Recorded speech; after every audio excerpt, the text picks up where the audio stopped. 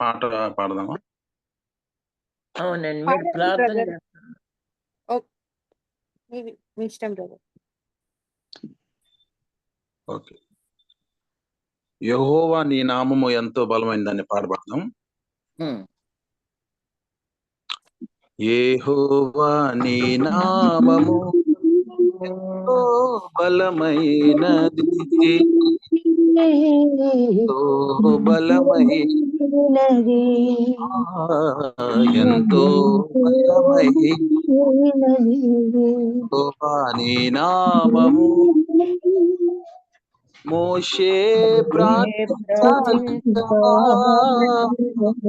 మన్నా కురిపించి, మోషే ప్రార్థించగా మన్నాను కురిపించితివి, యెహోషువ ప్రార్థించగా చంద్రులనాపితివి, యెహోషువ ప్రార్థించగా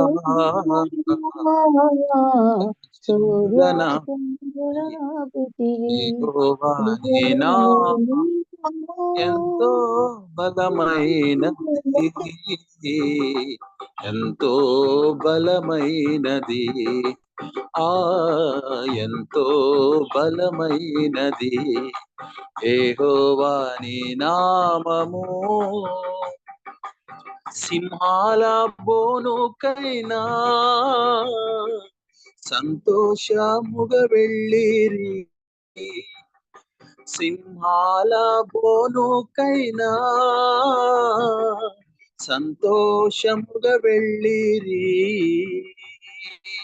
ప్రార్థించిన వెంటనే రక్షించే నీ హస్తము, ప్రార్థించిన వెంటనే రక్షించే నీ హస్తము యెహోవా నీ నామము ఎంతో బలమైనది, ఎంతో బలమైనది యెహోవా నీ నామము. పౌలు శీలను బంధించి చెరసాలలో వేసిన, పౌలు స్త్రీలను బంధించి చెరసాలలో వేసిన, పాటలతో ప్రార్థించగా చెరసాల బ్రద్దలాయే, పాటలతో ప్రార్థించగా చెరసాల బ్రద్దలాయే యెహోవా నీ నామము ఎంతో బలమైనది, ఎంతో బలమైనది, బలమైనది యెహోవా నీ నామము. హల్లెలూయా. దేవుని నామానికి మహిమ కలుగును గాక. హల్లెలూయా. ఈ వందనాలండి. ప్రార్థించిన వారందరికీ దేవుని యొక్క నామములందరికీ కూడా మంచిగా నార్మల్ డెలివరీ అవటానికి, నా వైఫ్ కి తల్లి బిడ్డ ఇద్దరు క్షేమంగా ఉండడానికి దేవుడు కృపను అనుగ్రహించారు. దాన్ని బట్టి దేవుణ్ణి స్తుతిస్తాం. నాకు వివాహం కాకముందు నుంచే నాకు కూతురు కావాలని నేను ఆశపడేవాడిని. సో అందరేమో అబ్బాయి పుడతారు అని చెప్పారు, వీళ్ళకి కనబడే కొన్ని లక్షణాలను బట్టి. కానీ కూతురు పుడితే బాగుంటది అనిపించింది. కానీ దేవుడు నాకు కూతుర్ని ఇవ్వాలని ఆశపడ్డారు. దేవుడు అనుకున్నది నేను అనుకున్నది ఒకటే అయింది. అందువల్ల అందరూ నువ్వు అనుకున్నదే జరిగింది అని వాళ్ళందరూ నాకు కంగ్రాట్స్ చెప్తున్నారు. ఈ యొక్క సక్సెస్ లో దేవుడు ఈ బిడ్డనిచ్చే ఈ విషయంలో మీ యొక్క ప్రేయర్ కాంట్రిబ్యూషన్ కూడా చాలా ఉంది. దాన్ని బట్టి దేవుణ్ణి స్తుతిస్తా ఉన్నాను. ఇది ఏ ఒక్కరికి క్రెడిట్ కాదు, కానీ అందరూ ప్రార్థించడం వల్లే దేవుడు మరి ఈ రోజుల్లో నార్మల్ డెలివరీ అవటానికి బిడ్డకు తల్లికి ఇద్దరికి మంచి క్షేమాన్ని, భద్రతను, కాపుదలను ఇచ్చారు. దాన్ని బట్టి మీ అందరికి వందనాలు. మరొకసారి కొద్ది నిమిషాలు దేవుని వాక్యాన్ని చదువుదాం. మత్తయి సువార్త 6వ అధ్యాయము మత్తయి సువార్త 6వ అధ్యాయము 25 నుంచి నేను చదువుతున్నాను చివరి వరకు. మత్తయి సువార్త 6వ అధ్యాయము 25-34 వరకు. అందువలన నేను మీతో చెప్పునదేమనగా, ఏమి తిందుమో ఏమి త్రాగుదుమో అని మీ ప్రాణమును గూర్చి అయినను, ఏమి ధరించుకుందుమో అని మీ దేహమును గూర్చి అయినను చింతింపకుడి. ఆహారము కంటే ప్రాణమును, వస్త్రము కంటే దేహమును గొప్పవి కావా? ఆకాశ పక్షులను చూడుడి, అవి విత్తవు, కోయవు, కొట్లలో కూర్చుకొనవు, అయినను మీ పరలోకపు తండ్రి వాటిని పోషించుచున్నాడు. మీరు వాటికంటే బహుశ్రేష్ఠులు కారా? మీలో నెవడు చింతించుట వలన తన ఎత్తును మూరెడెక్కువ చేసుకోగలడు? వస్త్రములను గూర్చి మీరు చింతింపనేలా? అడవి పువ్వులు ఎలాగున ఎదుగుచున్నవో ఆలోచించుడి. అవి కష్టపడవు, అయినను సమస్త వైభవముతో సొలొమోను సైతము వీటిలో ఒకదాని వలనైనను అలంకరింపబడలేదు. నేడుండి రేపు పొయ్యిలో వేయబడు అడిగడ్డిని దేవుడు ఎలాగూ అలంకరించిన ఎడల, అల్ప విశ్వాసులారా, మీరు మరి నిశ్చయముగా వస్త్రములు ధరింపచేయును గదా. కాబట్టి ఏమి తిందుమో, ఏమి త్రాగుదుమో, ఏమి ధరించుకుందుమో అని చింతింపకుడి. అన్ని జనులు వీటి విషయమై విచారుదురు. ఇవన్నీ మీకు కావాలని మీ పరలోకపు తండ్రికి తెలియను. కాబట్టి నన్ను నీతిని మొదట వెతుకుడి, అప్పుడు అవన్నీ మీకు అనుగ్రహించబడును. రేపటిని గురించి చింతింపకుడి, రేపటి దినము దాని సంగతులను గురించి చింతించును. ఏనాటి కీడు ఆ నాటికి చాలును. ఇక్కడ చింతించవద్దు అనే మాట దేవుడు మాట్లాడుతూ ఉన్నారు. అన్ని జనులకి, దేవుణ్ణి నమ్మినటువంటి విశ్వాసులకి ఉన్న తేడా ఏంటంటే, అన్ని జనులు ఏమి తిందుమా, ఏమి త్రాగుదుమా, భవిష్యత్తు గురించి ఆలోచిస్తా వాళ్ళు భయపడతా ఉంటారు, చింతిస్తా ఉంటారు. రేపేమి జరుగుతుందో అని వారు కంగారు పడతా ఉంటారు. కానీ దేవుణ్ణి నమ్మి, ఆయనను నమ్మి విశ్వాసంగా వెంబడిస్తున్న మీరైతే అన్యజనుల వలె కాక మీరు చింతించకుండా ఉండండి. ఎందుకంటే దేవుడికి మీకేమివ్వాలో, ఎప్పుడేమివ్వాలో ఆయన సమస్తము మీకంటే బాగుగా ఎరిగి ఉన్నవారు. అంతేకాకుండా చింతించటం వల్ల మీ ఎత్తును మూరెడెక్కువ చేసుకోలేరు. ఆల్రెడీ అలా జరగాలని రాసిపెట్టి ఉన్నప్పుడు దేవుడు స్థిరంగా ఒక విషయం మీ జీవితంలో జరగాలని ఆయన కోరుకొని, ఆయన ఆశించి దాన్ని మీ జీవితంలో ప్రవేశపెడుతున్నప్పుడు అన్‌ఆల్టర్డ్ థింగ్స్ అంటే స్థిరమైనవి, మార్చబడనివి, తిరిగి మార్చబడని సంగతులు మీ జీవితాల్లో జరుగుతున్నప్పుడు, మీరు చింతించటం వల్ల మీ ఎత్తు మూరెడు ఎక్కువ చేసుకోలేరు. అంటే చింతించటం వల్ల ఎటువంటి ప్రయోజనము ఉండదు. అంటే ఒక మాటలో చెప్పాలంటే వాటి గురించి ఆలోచించటము వేస్ట్ అనేటువంటి విషయాన్ని దేవుడు ఇక్కడ మనకి బయలుపరుస్తున్నారు.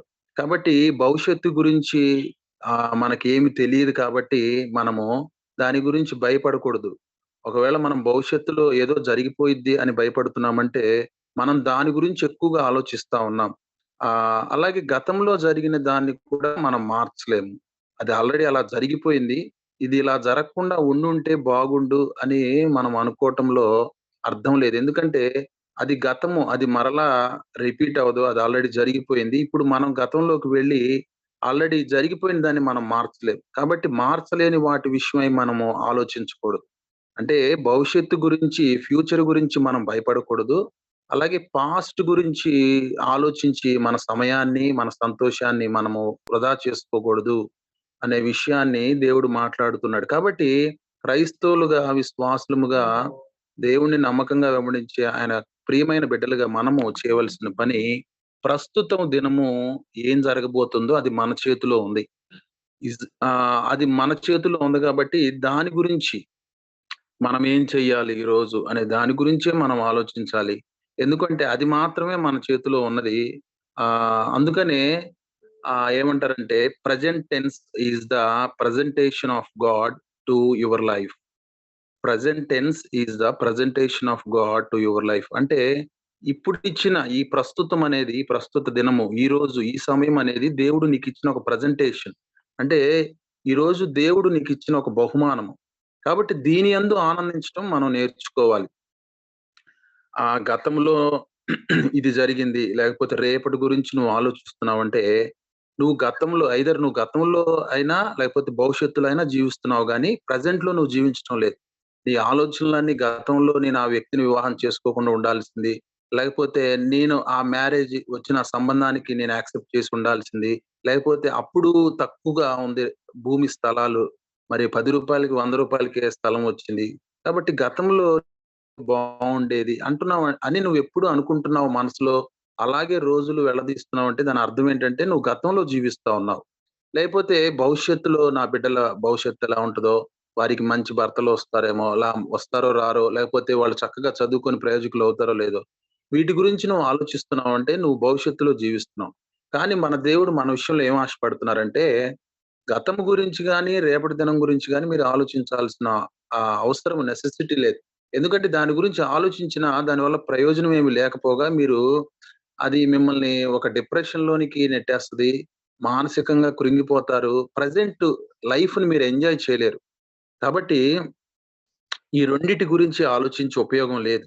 ఒకవేళ గతం గురించో, భవిష్యత్తు గురించో అంటే పాస్ట్ గురించో, ఫ్యూచర్ గురించో నువ్వు ఆలోచిస్తున్నావు అంటే ఉపయోగం లేని పని నువ్వు చేస్తున్నావు కాబట్టి, ఉపయోగకరము కాని జీవితాన్ని మనం జీవిస్తున్నాం అనే విషయాన్ని మనం అర్థం చేసుకోవాలి. కాబట్టి మనము ఆనందంగా జీవించాలి. సంతోషంగా ఉండాలి. ఎప్పుడు మన హృదయంలో మన మొఖం మీద నవ్వు ఉండాలంటే, సంతోషము మన హృదయాల్లో ఏలుబడి చేయాలంటే మనము గతంలో జీవించకూడదు. లేకపోతే భవిష్యత్తులో మనము జీవించకూడదు. ఎందుకంటే ఆ 2 కూడా ఎంత లైఫ్‌ని ఎంత స్పాయిల్ చేస్తాయంటే, మనం సంతోషంగా ప్రెజెంట్ లైఫ్‌ని మనము ఎంజాయ్ చేయలేము. కాబట్టి ప్రెజెంట్‌లో మనం జీవించటం ఎలాగో తెలిస్తే, మనము ఈ బాధలన్నీ మనకుండవు. ఈ టెన్షన్స్ అన్నీ మనకుండవు. ఈ ప్రెజెంట్ ఈరోజు దేవుడు మనకిచ్చాడు. కాబట్టి ఈ ప్రెజెంట్ లైఫ్‌లో మనం ఎలా జీవించాలో మనకు తెలిస్తే, వాక్యాన్ని చదివి దాని ప్రకారం ప్రెజెంట్‌లో ఎలా జీవించాలని దేవుడు మాట్లాడుతున్నాడో, అవన్నీ మనం గ్రహించి మన లైఫ్‌లో వాటన్నిటిని అంటే మనము వాటిని ఏం చెప్పాలి కల్టివేట్ చేసుకొని అంటే ఆ దేవుని వాక్యాన్ని మన హృదయాల్లో కల్టివేట్ చేసుకొని, ఆ ప్రకారము మన జీవితాన్ని మౌల్డ్ చేసుకుంటే, దేవుని వాక్యానికి మనం ట్యూన్ చేసుకుంటే, ప్రెజెంట్‌లో ఎంత హ్యాపీగా ప్రెజెంట్ లైఫ్‌లో ఎంత హ్యాపీగా మనం జీవించవచ్చో మనకు తెలుస్తది. కాబట్టి చాలా మంది క్రీస్తుని నమ్మిన బిడ్డలకు కూడా ప్రెజెంట్ లైఫ్‌ని ఎంత ఆనందంగా జీవించాలో, ఎలా జీవించాలో వారు తెలుసుకోలేకపోతున్నారు. ఎందుకంటే వాళ్ళు కూడా అన్యుల్లాగా, అన్య జనుల్లాగా వాళ్ళు ఆలోచిస్తా ఉన్నారు. భవిష్యత్తు గురించి ఆలోచించే వాళ్ళున్నారు. అలాగే ఫ్యూచర్‌లో జరిగే వాటి గురించి ఆ భయాలతో బ్రతికే వాళ్ళున్నారు. వీళ్ళందరూ చేస్తున్న తప్పేంటంటే వాటి గురించి ఆలోచించడం వల్ల ప్రెజెంట్ లైఫ్‌లో ఉన్న సంతోషాన్ని మిస్ చేసుకుంటా ఉన్నారు. ఆ భయాలతో ఎక్కువ శాతము ఊహించుకుంటా ఉన్నారు. అంటే భవిష్యత్తులో ఇలా జరుగుతదేమో, ఒకవేళ ఈ రోగం పెద్దదయ్యి ఇది దీర్ఘకాలికమైన వ్యాధయిపోతదేమో, లేపోతే నా బిడ్డలు నాకు దూరం అయిపోతారేమో, లేకపోతే నా భర్త నన్ను వదిలేస్తాడేమో అని పిచ్చి పిచ్చి ఆలోచనలన్నీ చేసుకుంటా, ఎక్కువ శాతం ఈ ఊహించుకున్న వాటి వల్లనే ఎక్కువగా మనిషి భయపడతా ఉంటాడు. కాబట్టి భవిష్యత్తులో ఏదో జరుగుతది. దేవుడు నమ్మదగిన వాడు, మనల్ని ప్రేమించేవాడు కాబట్టి మన మనల్ని మనం ప్రేమించుకునే దానికంటే మనల్ని దేవుడు ఎక్కువగా ప్రేమిస్తాడు కాబట్టి, సమస్తము ఆయన మన మేలు కొరకు చేస్తారు అని మనం నమ్ముతున్నాం గాబట్టి, భవిష్యత్తులో భవిష్యత్తును ఊహించుకొని మనం భయపడుతున్నామంటే, మనము వాక్యానుసారంగా జీవించటం లేదు. దేవుడిచ్చిన వాగ్దానాలను మనము స్వతంత్రించుకోలేదు అనే విషయాన్ని మనం అర్థం జేసుకోవాలి. కాబట్టి మనము మైండ్‌లో ప్రింట్ అయిపోవాల్సిందేంటంటే, మన హృదయంలో ముద్రించబడవలసింది ఫర్గెట్ ద పాస్ట్ అంటే నువ్వు గతాన్ని మర్చిపో. Observe the present. మనం ఇప్పుడు ప్రస్తుతం ఏం జరుగుతుందో దాన్ని అబ్జర్వ్ చెయ్యి. అబ్జర్వ్ చేస్తా ఉండు. ఏం జరుగుతుంది? ఏం చేయాలి నేను? అనే విషయము నువ్వు అబ్జర్వ్ చేస్తా ఉండు. అలాగే fear not about the future. భవిష్యత్తు గురించి నువ్వు భయం చెందవద్దు. భీతిల్లవద్దు. కాబట్టి నీ యొక్క పాస్ట్‌ని మర్చిపో. Forget the past and observe the present and fear not about the future.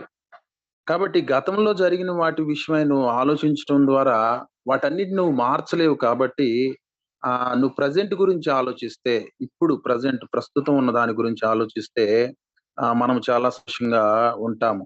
కాబట్టి ఆహ్, ఆహ్, ఏ విషయము అంటే కొంతమంది బంగారం గురించి ఆలోచిస్తా ఉంటారు. ఇది సేఫ్ లాకర్స్‌లో పెట్టాలి. చాలా బంగారం కొనేస్తారు డబ్బులున్నాయని. అవి మెడలో ఏసుకోవటానికి కూడా వాళ్ళకి స్వతంత్రం ఉండదు. ఎక్కడో చిన్న ఇన్‌సెక్యూరిటీ ఫీలింగ్. కాబట్టి సేఫ్ లాకర్స్‌లో బంగారం పెట్టేస్తారు. ఒకవేళ ఆ బంగారం పోవాలంటే అది నీ మెడలో ఉన్నా పోతది. సేఫ్ లాకర్స్‌లో ఉన్నా గూడా ఆ బంగారము మరి దొంగల చేత దొంగిలించబడవచ్చు. ఇప్పుడు ప్రెజెంట్ ఉన్నటువంటి గవర్నమెంట్‌లు ఏంటంటే, గవర్నమెంట్ రూల్స్ మారిపోయినాయి. ఇప్పుడు అట్లా బంగారము బ్యాంకులో నీ బంగారము సేఫ్ లాకర్‌లో ఉన్న బంగారం పోతే దానికి గవర్నమెంట్ బాధ్యత తీసుకోదు. దానికి గవర్నమెంట్ వాళ్ళు ఎటువంటి నష్టపరిహారం మనకు చెల్లించరు. కాబట్టి ఏదో జరిగిపోద్దని అంటే ఈ విషయం ఎందుకు చెప్పానంటే, మా బంధువుల్లో గూడా ఒకళ్ళు అట్లా చాలా బంగారం వాళ్ళు బాగా ధనవంతులు. చాలా బంగారం కొన్నారు. సొంత కుమారులు, కుమార్తెల మీద వాళ్ళకి నమ్మకం లేదు. ఈ బంగారం కోసం మమ్మల్ని ఏమైనా జేస్తారేమోనని, దాన్ని సేఫ్ లాకర్స్‌లో బెట్టి, మరి సంవత్సరాల తరబడి సంవత్సరానికి ఇంతని చెప్పి కట్టుకుంటా, అంత బంగారం కొన్నారు ఇష్టపడి. కానీ ఆ బంగారం విషయమై వాళ్ళకి సంతోషం లేదు గానీ భయముంది. భవిష్యత్తులో ఏం జరుగుతదో, ఒకవేళ ఈ ఆస్తులు బోతాయేమో అనే భయము చాలా మందికి. భవిష్యత్తు గురించి ఆలోచించడం వల్ల ఈరోజు మనం తినే ఆహారం గూడా వంట పట్టడం లేదు.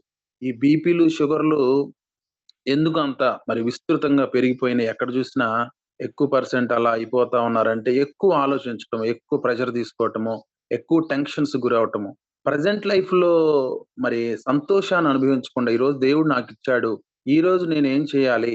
ఎలా సంతోషంగా జీవించాలని దీని మీద మనసు పెట్టకుండా, దీన్ని అబ్జర్వ్ చేయకుండా, మరి గతాన్ని తలుచుకొని దాని గురించి ఆలోచిస్తా ఉండడము. నేను అలా చేసుంటే బావుండేది. ఇలా చేసుంటే బావుండేది. లేకపోతే ఫ్యూచర్‌లో ఏం జరుగుతదో అనేటువంటి ఒక భయము, చింత. అందుకని ఇక్కడ ఏమంటున్నాడంటే, మీరు దేని గురించి చింతించవలసినటువంటి అవసరం లేదు. ఎందుకంటే మీరు ప్రాణం గూర్చైనను ఏమి ధరించుకుందామో, ఏమి తిందామో అని వాటి విషయమై మీరు చింతించవద్దు. ఎందుకంటే ఆహ్, ఆహారము కంటే ప్రాణము, వస్త్రము కంటే దేహము గొప్పవి కావా? అనే మాటను మనం ఇక్కడ జూస్తాం. అంటే ఆహారాన్ని నీకిస్తా ఉన్నాడు. నువ్వు 3 పూటల తినటానికి దేవుడు నీకు ఆహారాన్ని ఇస్తా ఉన్నాడు. ఆహారాన్ని ఇచ్చిన దేవుడు అంతకంటే ముఖ్యంగా నీకు ప్రాణాన్నిచ్చాడు. కాబట్టి ఆ ప్రాణం ఇచ్చిన దేవుడు ఆ ప్రాణాన్ని నిలబెట్టుకోవడానికి నీకు ఆహారము ఇస్తా ఉన్నాడు. అలాగే నీకు దేహాన్నిచ్చాడు. మంచి దేహాన్ని ఇచ్చాడు. ఆ శరీరాన్ని కప్పుకోవడానికి బట్టలిస్తాడు. శరీరాన్నే ఇచ్చిన దేవుడు నీకు బట్టలివ్వడా? ఎందుకు నువ్వు చింతిస్తావు? అని దేవుడు ఇక్కడ సూటిగా మాట్లాడుతూ ఉన్నారు. కాబట్టి అందుకని క్రింద వచనాల్లో మనం జూస్తే, ఏనాటికి ఏనాటి కీడు ఆనాడు చాలును. అంటే కీడంటే, అంటే ఆలోచన. ఏ రోజుకు ఆలోచన ఆ రోజుకి చాలు. రేపటి గురించి నువ్వు ఆలోచించాల్సిన అవసరం లేదు. అన్ని జనులు అలా ఆలోచిస్తారు. ఎందుకంటే వారి జీవితాల్లో దేవుడు లేడు కాబట్టి, మనమే చేసుకోవాలి. అంతా మన వల్లనే అవుతది అనే భ్రమల్లో వారు జీవిస్తారు గాబట్టి, వారు రేపేం చేయాలి? రేపేమవుతదో? ఎందుకంటే నేనే చేసుకోవాలి గదా! మనకేంటంటే ఇదిగో నా శక్తి సరిపోదు, నా బలం సరిపోదు గానీ దేవుడు నాకు సహాయం జేస్తాడు. రేపటి దినాన్ని దేవుడు నాకు ఆశీర్వాదకరంగా మారుస్తాడు అనే బలమైనటువంటి స్ట్రాంగ్ బిలీఫ్ మనకుంటది గాబట్టి, ఏనాటి కీడు ఆనాడు చాలును. అంటే ఏ రోజు ఆలోచన ఆ రోజు చాలు. ఏ దినము దాని సంగతులను అది చూసుకుంటది అనేటువంటి మాటను గూడా మనం చూస్తాం. కాబట్టి రేపటి దినము దాని సంగతుల గురించి అది ఆలోచించుకుంటది గాబట్టి, నీవు దాని గురించి ఆలోచించవలసినటువంటి అవసరం లేదు. రేపేమవుతదో అని నువ్వు ఆలోచించటం వల్ల, దానికి బదులుగా నువ్వేం చేయాలంటే, నువ్వు వివేచనతో దేవుని మీద ఆధారపడటము నేర్చుకోవాలి. దేవుని మీద మనము ఆధారపడటము నేర్చుకోవాలి. దేవుడు నిన్ను పుట్టించాడు అంటే, నువ్వేదో పెళ్లి చేసుకొని, పిల్లల్ని గాని, మంచి ఉద్యోగము సంపాదించుకొని, గోల్డ్ మెడల్ తెచ్చుకొని, ఒక డైరెక్టర్ అయ్యి, లేతే ఒక కలెక్టర్ అయ్యి, ఆ ఉద్దేశాలు కాదు గానీ, ఆయనకు అంటూ కొన్ని ఉద్దేశ్యాలు మన జీవితాల్లో ఉన్నాయి. ఆ ఉద్దేశాలేంటో మనం తెలుసుకోవాలి. ఆయన ఆయన నా జీవితంలో ఏం ఉద్దేశాలు కలిగి ఉన్నాడో మనకు తెలిస్తే మనం టెన్షన్ పడం. మన ఉద్దేశాలు మనం నెరవేర్చుకుంటూ పోతున్నామంటే, ఆ దారంతా ఎలా ఉంటదంటే టెన్షన్స్‌మయంగా ఉంటది. మన ఉద్దేశాలు మనం నెరవేర్చుకుంటూ వెళితే, నేనది చేయాలి, నేనిది చేయాలి, నేను పుట్టిన దానికే అని నువ్వు అనుకున్నావంటే, నీ సృష్టికర్త నీ జీవితంలో ఏ ఉద్దేశ్యం నెరవేర్చాలని ఆయన ఆశపడుతున్నారు. దాన్ని పక్కన పెట్టేసి, నీ ఉద్దేశాలు నువ్వు నెరవేర్చుకున్నంత కాలము నీ జీవితంలో టెన్షన్స్ అనేవి పోవు. కాబట్టి ఎప్పుడైతే మనము ఆయన ఉద్దేశాల కొరకు బ్రతకటము ప్రారంభిస్తామో, మన జీవితంలో ఎప్పుడు ఇంక సంతోషం, ఎటువంటి టెన్షన్స్ మనకి ఉండవు. అందుకని మత్తయి సువార్త 11వ అధ్యాయం 28వ వచనంలో మనం చూస్తే, భారం మోసుకున్న సమస్త జనులారా నా యొద్దకు రండి. నేను మీకు విశ్రాంతిని కలుగజేస్తాను. నా కాడి సులువు అని అంటున్నారు. ఆయన కాడి ఎప్పుడు సులువే. కానీ మనమేం జేస్తామంటే ఆహ్, మనం వలన మనమంటూ ఒక కాడి తయారు చేసుకొని దాన్ని మోస్తాం.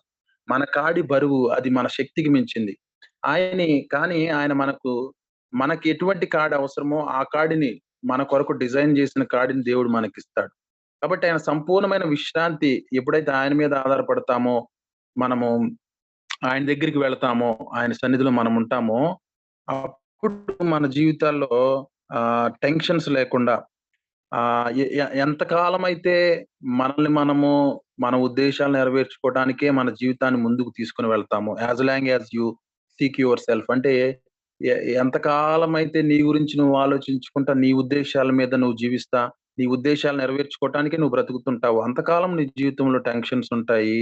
ఎప్పుడైతే దేవుని నేను నా గురించి ఏదో అనుకోవటం కాదు గానీ, నేను ఇంజినీర్ అవ్వాలని అనుకోవటం గాదు గానీ, లేకపోతే నేను డబ్బు సంపాదించాలనుకోవటం గాదు గానీ, దేవుడు నా గురించి ఏమవ్వాలి, నేనేమవ్వాలని దేవుడు ఆశపడతా ఉన్నాడు. ఎందుకు దేవుడు నన్ను సృజించాడు? అందరూ పుట్టిన వాళ్ళందరూ వివాహాలు చేసుకోవట్లేదు. అందరూ ఉద్యోగాలు చేయటం లేదు. అందరికి రకరకాలైన ఉద్దేశాలతో దేవుడు వారిని నిర్మించాడు. బైబిల్ గ్రంథంలో మనం చూసినా మరి దానియేలు ప్రధానమంత్రి అయ్యాడు. గొర్రెల కాపరిగా ఉన్నటువంటి దావీదు రాజయ్యాడు. అలాగే వారి తండ్రి పోగొట్టుకున్నటువంటి గాడిదలను ఎతకటానికి వచ్చినటువంటి సౌలు రాజయ్యాడు. ఒక్కొక్కళ్ళ జీవితంలో దేవుడు ఒక్కొక్క ప్రత్యేకమైనటువంటి ఉద్దేశాలు ఆయన కలిగి ఉన్నాడు. ఎప్పుడైతే ఆ దేవుని ఉద్దేశానికి వాళ్ళు స్టిక్ ఆన్ అయ్యారు అంటే దాని మీద వారు నిలబడ్డారో, దేవుని ఉద్దేశాలకు వాళ్ళని వారు సమర్పించుకున్నారో, దేవుని ఉద్దేశాలు వారి జీవితంలో జరగటానికి వారు అనుమతించారో, వారి జీవితాలు అప్పుడు దేవుడు ఆశీర్వాదకరంగా మార్చాడు. కాబట్టి depending on God every day ఎప్పుడైతే మనం ప్రతి దినము దేవుని మీద ఆధారపడుతూ, ఆ ప్రెజెంట్ లైఫ్‌ని మనం ఎంజాయ్ చేస్తూ, ఆ దేవుడిచ్చిన ఆ దినము, ఆ గడియ, ఆ గంట లేకపోతే ఆ నిమిషాన్ని మనము సంతోషంగా ఉంటామో, అప్పుడు మన జీవితంలో ప్రాబ్లమ్స్ ఉండవు. ఎప్పుడైతే మనము ముందుకు వెళ్ళినా లేకపోతే గతాన్ని తవ్వుకున్నా, మన జీవితంలో టెన్షన్స్ ఉంటాయి.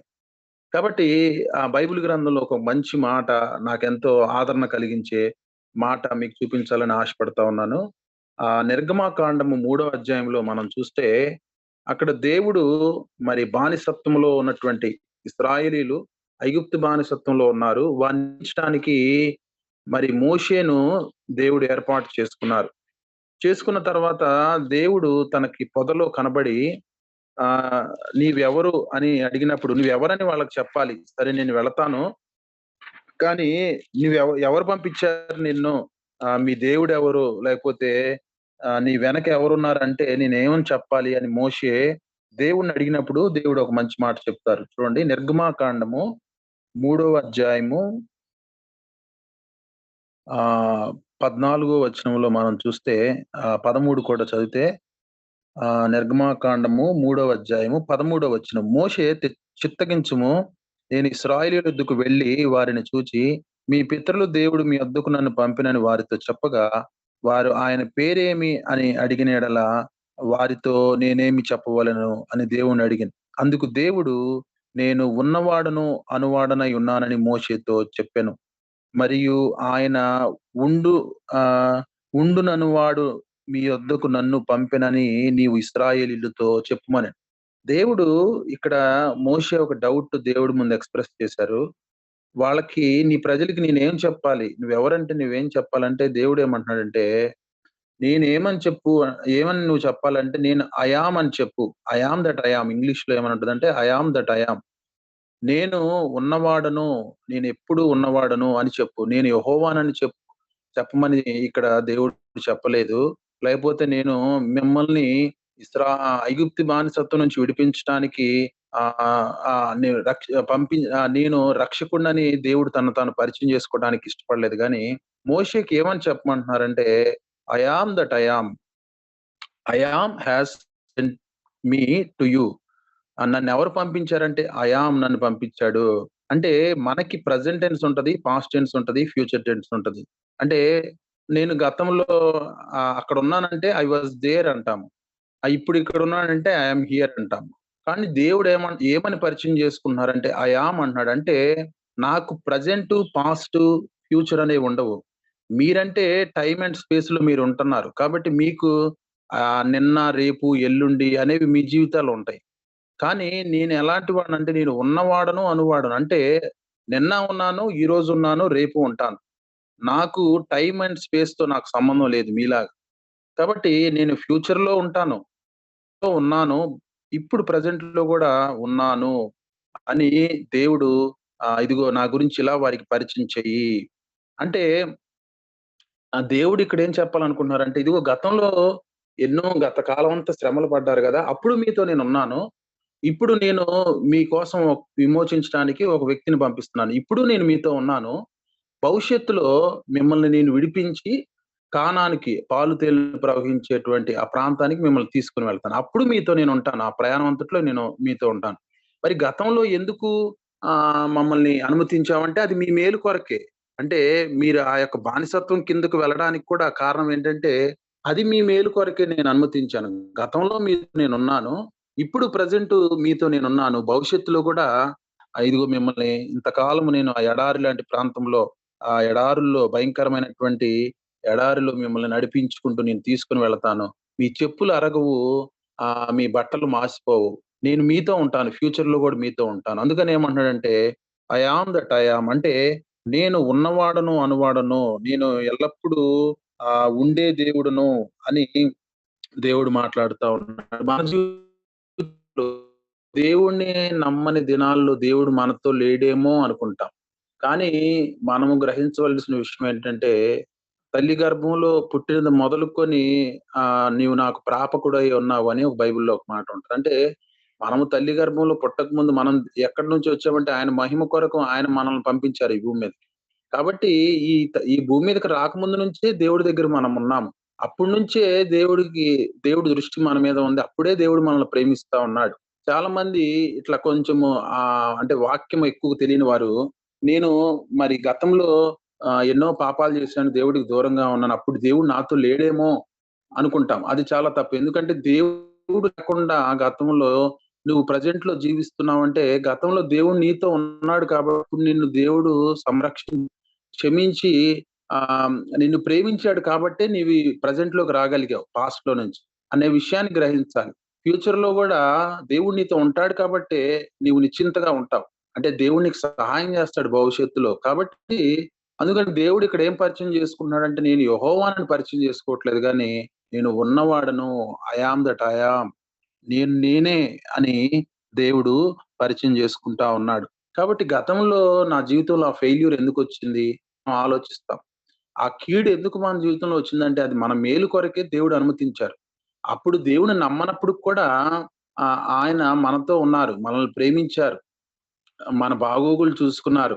ఆ ఫెయిల్యూరు ఎందుకు దేవుడు మన జీవితంలో అనుమతించాడంటే, అది మా దేవుడికి మన విషయంలో ఆయన చిత్తమై ఉన్నది. అంటే ఆయనకు దగ్గర చేయటానికి ఆ ఫెయిల్యూర్ ద్వారా ఆయనకు మరింత దగ్గర చేయటానికి ఆహ్, అది మనకేదో అంటే మనం అనుకుంటాము, ఆ ఉద్యోగం నాకొచ్చుంటే బావుండేది. లేకపోతే ఆ వ్యక్తి నేను వివాహం చేసుకొనుంటే బావుండేది. లేకపోతే గతంలో ఇన్ని సంవత్సరాలకి నేను సెటిల్ అయిపోయి ఉంటే బావుండేదనుకుంటాం. కానీ దాని వెనక ఏదో ప్రమాదం ఉంది. ఏదో కీడుంది. మనకు తెలీదది. మనము మంచే ఆలోచిస్తాము. మంచి జరగాలనుకుంటాము. సుఖంగా ఉండాలని ఆశపడతాం. సంతోషంగా ఉండాలి, సమృద్ధిని కలిగి ఉండాలని ఆశపడతాం. కాబట్టి దాని వెనక ఏం జరుగుతదో, దాని వెనక ఏం కీడున్నదో మనం గ్రహించలేము. అది మన ఊహకు అందదు. కానీ మన దేవునికి తెలుసు కాబట్టి, ఆనాడు మనము అక్కడ అలా ఉన్నాము. అక్కడక్కడ ఫెయిల్యూర్ అయ్యామంటే కారణం ఏంటంటే, మనము భవిష్యత్తులో సక్సెస్ అవ్వటానికే పాస్ట్‌లో దేవుడు మనల్ని ఆ ఫెయిల్యూర్‌కి అప్పగించారు. అంటే అది మన మంచికే అనే విషయాన్ని మనం గ్రహించాలి. మరి గతంలో గూడా నేను నా వివాహం కాకముందు ఆహ్, అప్పుడే సేవలోకి అంటే ఇంకా రక్షించబడి కొత్తగా దేవుడిని నమ్ముకొని దేవుడిని వెంబడిస్తున్నటువంటి దినాల్లో ఆహ్, ఒక క్రైస్తవ కుటుంబంలో నుంచి ఒక అమ్మాయిని నేను ప్రేమించి వివాహం చేసుకోవాలని ఆశపడ్డాను. ఆ అమ్మాయి మరి ఎంబీబీఎస్ చేస్తా ఉంది డాక్టర్‌గా. వాళ్ళు గూడా దైవభక్తి కలిగిన కుటుంబము. ఇద్దరం ఒకరినొకరు ఇష్టపడతా ఉన్నాము. వివాహం చేసుకోవాలని ఆశపడ్డాం. కానీ తనతో కొంత కొంత జీవితం ముందుకు వెళ్ళిన తర్వాత నాకు అర్థమైందేంటంటే, తను నామక నామకార్థ క్రైస్తవురాలుగానే ఉన్నది. అంటే నేను సేవకుడిని అవ్వటము తనకిష్టం లేదు. సో, అప్పుడు నాకర్థమైందంటే, ఎప్పుడైతే ఆ అమ్మాయి నుంచి దేవుడు నన్ను దూరపరిచాడో, నాకర్థమైందేంటంటే, ఆ అమ్మాయి నుంచి దూరం అవ్వటము నా హృదయానికి బాధ కలిగించినా, అది నా మేలు కొరకు. ఎందుకంటే, నేను భవిష్యత్తులో దేవుని సేవకుడిగా ఉండడం అనేది, దేవుడి యొక్క చిత్తము ఏర్పాటై ఉన్నది. దానికి ఒకవేళ ఈ అమ్మాయిని వివాహం చేసుకుంటే అది నా జీవితంలో జరగదు. కాబట్టి నాకు సపోర్ట్‌గా ఉండే అమ్మాయి ఈ అమ్మాయి కాదు కాబట్టి దేవుడు నా మేలు కొరకే దేవుడు నాకు ఈ వ్యక్తిని నా నుంచి తప్పించాడు అని ఆ విషయాన్ని తెలుసుకున్నప్పుడు, ఆ గతాన్ని బట్టి నేనెంతో సంతోషించాను. చాలా మంది గతంలో ఇలా ఫెయిల్యూర్ అయిపోయాము, లవ్ ఫెయిల్యూర్ అయ్యాము, లేతే జాబ్ స్టడీస్‌లో ఫెయిల్ అయిపోయామని బాధపడతారు. కానీ ఆహ్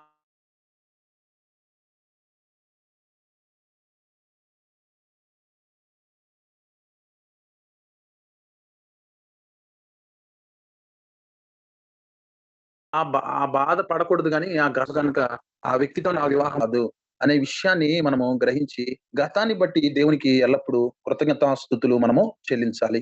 గతంలో కూడా దేవుడు నాతో ఉన్నాడు. ఆయన యొక్క అదృశ్య హస్తము నాకు తోడుగా ఉన్నది అనే విషయాన్ని మనము గ్రహించాలి. దాన్ని మనము గమనించాలి. ఆ విషయాన్ని మనం గమనించాలి. అందుకనే ఏడబ్ల్యూ టౌజర్ అనేటువంటి ఒక భక్తుడు ఏమంటాడంటే, when I understand everything happen to me is make me more Christ like. అంటే నా జీవితంలో జరిగేది ప్రతి దానిని నేను గమనించిన తర్వాత నాకు అర్థమైంది ఏంటంటే, నన్ను దేవుడు క్రీస్తు పోలికలోనికి, తన పోలికలోనికి నన్ను మార్చటానికే నా జీవితంలో ప్రతి దాన్ని దేవుడు జరిగిస్తా ఉన్నాడు. అంటే నా ఉద్యోగం పోవటం గాని, హాస్పిటలైజ్ అయిపోవటం గాని గతంలో, లేపోతే నా గృహంలో దొంగతనం జరగటం గాని, నా కాళ్ళు విరగటం గాని, లేపోతే నా పిల్లలు నన్ను వదిలేయటం గాని, ఇవన్నీ కూడా నన్ను క్రీస్తులాగా మార్చటానికి అందుకని చాలా చక్కని మాట ఇది. ఎప్పుడు నేను ఈ మాటను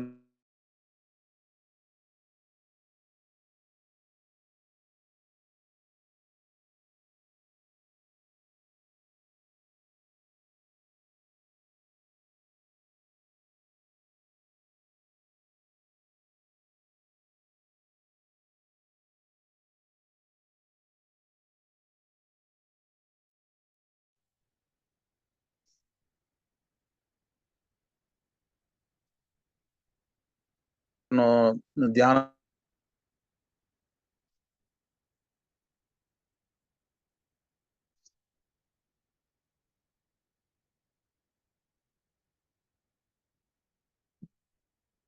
Pastor, your voice is not coming.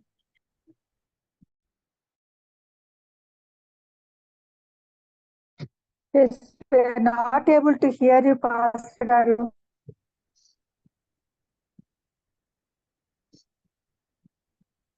Left అయ్యారా అంటే టెక్నికల్ ప్రాబ్లం లెఫ్ట్ అయ్యారు.